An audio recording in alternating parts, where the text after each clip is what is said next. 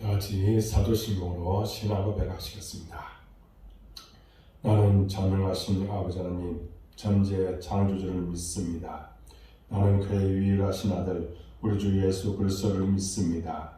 그는 성령으로 잉태되어 동정녀 마리아에게서 나시고 본디오 빌라도에게 고난을 받아 십자가에 못 박혀 죽으시고 장사된 지 사흘 만에 죽은 자 가운데서 다시 살아나셨으며 하늘에 오르시어 전능하신 아버지 하나님 우편에 앉아 계시다가 거기로부터 살아있는 자와 죽은 자를 심판으로 오십니다. 나는 성령을 믿으며 거룩한 공교회와 성교의 교제와 죄를 용서받는 것과 몸의 부활과 영생을 믿습니다. 아멘. 찬송가 359장 찬양하겠습니다. 그리고 오늘 우리에게 주신 하나님의 말씀은 출애굽기 7장 8절부터 25절 말씀입니다. 함께 봉독하겠습니다. 여호와께서 모세와 아론에게 말씀하여 이르시되 바로가 너에게 이르기를 너희는 이적을 보이라 하거든 너는 아론에게 말하기를 너의 지팡이를 들어서 바로 앞에 던지라 하라. 그것이 뱀이 되리라. 모세와 아론이 바로에게 가서 여호와께서 명령하신 대로 행하여 아론이 바로와 그의 신하 앞에 지팡이를 던지니 뱀이 된지라. 바로도 현인들과 마술사들을 부르며 그 애굽 요술사들도 그들의 요술로 그와 같이 행하되 각 사람이 지팡이를 던지매 뱀이 되었으나 아론의 지팡이가 그들의 지팡이를 삼키니라. 그러나 바로의 마음이 완악하여 그들의 말을 듣지 아니하니 여호와의 말씀과 같더라. 여호와께서 모세에게 이르시되 바로의 마음이 완강하여 백성 보내기를 거절하는도다. 아침에 너는 바로에게로 가라. 보라, 그가 물 있는 곳으로 나오리니 너는 나일강가에 서서 그를 맞으며 그 뱀 되었던 지팡이를 손에 잡고 그에게 이르기를 히브리 사람의 하나님 여호와께서 나를 왕에게 보내어 이르시되 내 백성을 보내라. 그러면 그들이 광야에서 나를 섬길 것이니라 하였으나 이제까지 내가 듣지 아니하도다. 여호와가 이같이 이르노니 내가 이로 말미암아 나를 여호와인 줄 알리라. 볼지어다 내가 내 손에 지팡이로 나일강을 치면 그것이 피로 변하고 나일강의 고기가 죽고 그 물에서는 악취가 나리니 애굽 사람들이 그 강물 마시기를 싫어하리라 하라. 여호와께서 또 모세에게 이르시되 아론에게 명령하기를 내 지팡이를 잡고 내 발을 애굽의 물들과 강들과 붕나와 못과 모든 호수 위에 내밀라 하라. 그것들이 피가 되리니 애굽 온 땅과 나무 그릇과 돌그릇 안에 모두 피가 있으리라. 모세와 아론이 여호와께서 명령하신 대로 행하여 바로와 그의 신하의 목전에서 지팡이를 들어 나일강을 치니 그 물이 다 피로 변하고 나일강의 고기가 죽고 그 물에서는 악취가 나니 애굽 사람들이 나일강 물을 마시지 못하며 애굽 온 땅에는 피가 있으나 애굽 요술사들도 자기들의 요술로 그와 같이 행함으로 바로의 마음이 완악하여 그들의 말을 듣지 아니하니 여호와의 말씀과 같더라. 바로가 돌이켜 궁으로 들어가고 그 일에 관심을 가지지도 아니하였고 애굽 사람들은 나일강 물을 마실 수 없으므로 나일강가를 두루 파서 마실 물을 구하여더라. 여호와께서 나일강을 치신 후 이래가 지나니라. 아멘. 이 새벽 여러분들을 사랑하고 축복합니다.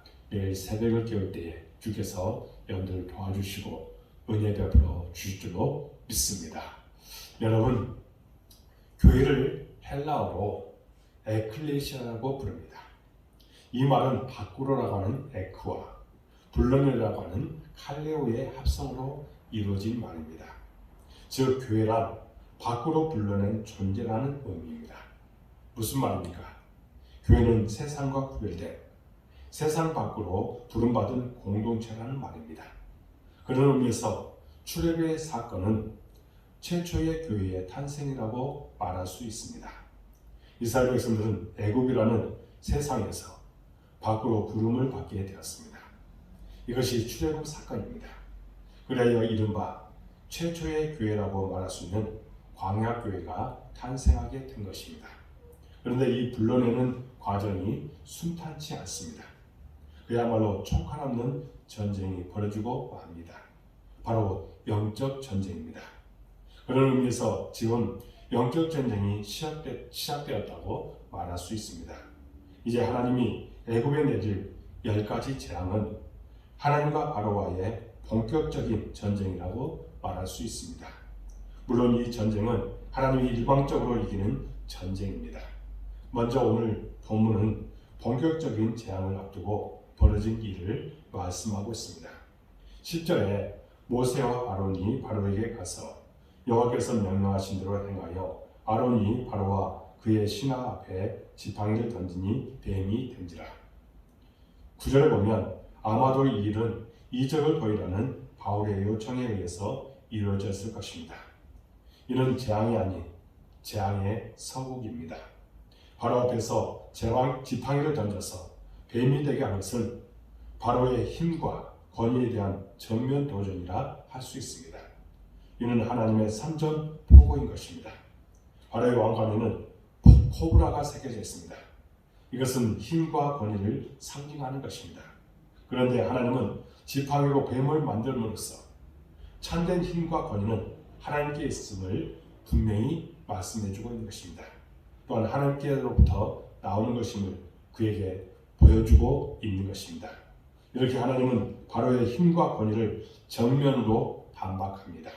그런데 11절에서 12절을 보면 애굽의 술사들도 지팡이를 던져 뱀이 되게 합니다.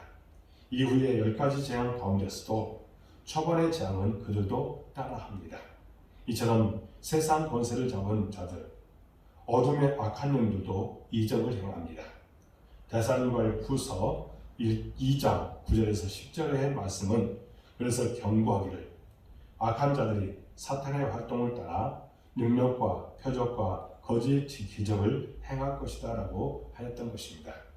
성경은 처음부터 마지막 요한계시록까지 사탄이 할 수만 있으면 이러한 일로 우리를 미혹하려고 한다는 것을 말씀하고 있다는 겁니다. 그런데 12절을 보면 뱀이 된 아론의 지팡이가 수사들이 던진 지팡이를 삼켜버립니다. 이는 하나님의 능력은 그들과는 상대도 되지 않는 강한 능력임을 말해주고 있는 것입니다. 그런데도 이를 본 바로는 하나님의 경고를 무시하고 그 완악한 마음으로 이스라엘 백성들을 보내기를 거절합니다. 그래서 이제 하나님은 첫 번째 재앙을 내리고 계십니다. 모세는 하나님의 명령을 따라 나일 강가에 가서 그곳에 있는 바로를 마주하게 됩니다. 이에 모세는 지팡이를 들어 하나님의 명령을 따라 나일강을 치게 됩니다. 20절에서 21절에 보면 이렇게 말합니다. 모세와 아론이 여호와께서 명령하신 대로 행하여 바로와 그의 신하의 목전에서 지팡이를 들어 나일강을 치니 그 물이 다 피로 변하고 나일강의 고기가 죽고 그 물에서는 악취가 나니 애굽 사람들이 나일강 물을 마시지 못하며 애굽 온 땅에는 피가 있으나 라고 합니다. 애굽에 내린 첫 번째 재앙은 나일강이 피로 물드는 것이었습니다. 앞으로 보게 될 모든 재앙이 그렇지만 궁극적으로 이 재앙은 하나님을 하나님으로 알게 하려는 목적으로 일어난 것입니다. 그래서 하나님은 가장 먼저 애굽의 생명줄인 나일강에 심판을 내리십니다. 왜냐하면 애굽 사람들의 나일강과 같은 관련된 오시리스를 신으로 섬기기 때문이었습니다. 애굽 왕 바로는 오시리스의 화신으로 여겨졌습니다. 또 그들은 나일강에 있는 생명의 신인 누라는 신을 섬겼으며 나일강의 주기적 범람을 상징하는 하피라고 하는 신도 섬겼습니다. 나일강의 범람은 메마른 땅을 기름진 땅으로 만들어주기 때문에 하피는 용작의 신으로 간주되었습니다. 그러므로 이 재앙은 바로 그들이 생명줄로 여기는 나일강의 신들을 향한 하나님의 심판이라 할 수 있다는 겁니다. 하나님은 바로를 비롯해서 애굽 사람들이 섬기는 신들이 헛된 신들이며 그것들이 결코 신료와 신앙의 대상이 아니라는 사실을 보여주는 것이라고 말할 수 있습니다. 그래서 하나님께서는 이렇게 애굽 사람들의 생명줄인 나일강에 재앙을 내리십니다. 이 재앙은 일주일 동안 계속되었습니다. 그런데 22절을 보면 애굽의 요술사들도 똑같이 행하여 나일강을 피로 변하게 합니다. 이에 바로의 마음은 완악해집니다. 애굽의 술사들이 따라하는 것을 보고 하나님의 능력을 대수롭지 않게 여깁니다. 그래서 23절에 보면 바로는 궁으로 들어가면서 이 일에 관심을 갖지도 않았다고 말씀합니다. 이렇게 바로의 마음은 완악하여 첫 번째 재앙에도 끄떡하지 않았습니다. 그런데 애굽 사람은 어떻습니까? 그들은 당장 생명의 젖줄인 나일강이 피로 변하여 그들의 삶에 큰 고통과 위기가 다가오게 되었습니다. 그런데 24절에 보시기 바랍니다. 애굽 사람들은 나일강 물을 마실 수 없으므로 나일강가를 두루 파서 마실 물을 구하였더라. 그들은 마실 물이 없어서 고통스러운 상황에 처했으나 나일강가를 파서 마실 물을 구합니다. 인간적인 지혜와 노력을 총동원해 이 어려움을 잘 극복했다고 할 수 있습니다. 그렇지만 그들의 모습은 바로 하나님께 나오기를 싫어하는 인간의 실상을 잘 보여줍니다. 그들은 자신들이 신으로 섬기는 나일강의 무력함을 인정하고 이제 돌이켜 하나님만이 참신을 인정해야만 했습니다. 그러나 그들은 자기들의 힘과 능력을 더욱더 의지하게 되었다는 겁니다. 이와 같이 인간은 하나님께 나오기를 싫어합니다. 요한계시록을 보면 마지막 심판 때까지 인간은 하나님께 나오기를 싫어한다는 사실을 말해줍니다. 인간은 자기 죄를 뉘우치고 회개하기를 싫어합니다. 그러므로 우리가 죄를 뉘우치고 회개할 수 있다는 사실이 얼마나 큰 은혜인지 모릅니다. 회개는 내가 스스로 돌이켜 하나님을 찾는 것이라고 할 수 있지만 이 회개 초서도 사실은 하나님의 은혜인 것입니다. 그러므로 우리는 하나님 앞에 날마다 두 손 두 발 다 들고 말끔하게 항복해야 합니다. 힘이 없고 연약하고 부끄러운 것 같지만 이것이 바로 하나님의 은혜라는 겁니다. 그러므로 우리는 오늘 말씀을 통해 두 가지 사실을 기억해야 될 것입니다. 첫 번째로는 바로와 같이 완악한 마음을 품지 말아야 된다는 겁니다. 하나님의 놀라운 은혜와 능력을 보았다면 이를 멸시하지 말아야 합니다. 그저 우연히 된 일이라 여기지 말아야 합니다. 마음이 완악해지면 은혜를 보고서도 은혜를 깨닫지 못합니다. 그러므로 우리는 주님과 같이 부드러운 마음, 겸손한 마음을 품어야 합니다. 하나님은 겸손한 자에게 은혜를 주십니다. 더 정확히 말씀드리면 겸손한 자가 하나님의 은혜로 깨닫게 된 것입니다. 두 번째로 이제 반대로 은혜가 아닌 재앙이 임할 때에 그 재앙이 축복이 되도록 해야 된다는 겁니다. 어떻게 재앙이 축복이 될 수 있습니까? 바로 하나님을 찾고 하나님을 의지할 때입니다. 내 힘과 능력을 의지하여 재앙을 극복할 수도 있지만 또 다른 재앙이 우리 인생을 찾아올 때가 있다는 겁니다. 그러면 어떻게 해야 됩니까? 우리는 하나님을 의지하는 법을 배워야 합니다. 하나님께 돌이켜야 합니다. 하나님께 항복해야 합니다. 그러면 재앙이 아닌 변장된 축복으로 우리에게 다가올 줄로 믿습니다. 그러므로 이 땅에서 우리는 영적 전쟁 가운데 있음을 기억해야 합니다. 우리는 에베소서의 말씀처럼 하나님의 전신갑주를 입어 이 싸움에서 승리해야 될 것입니다.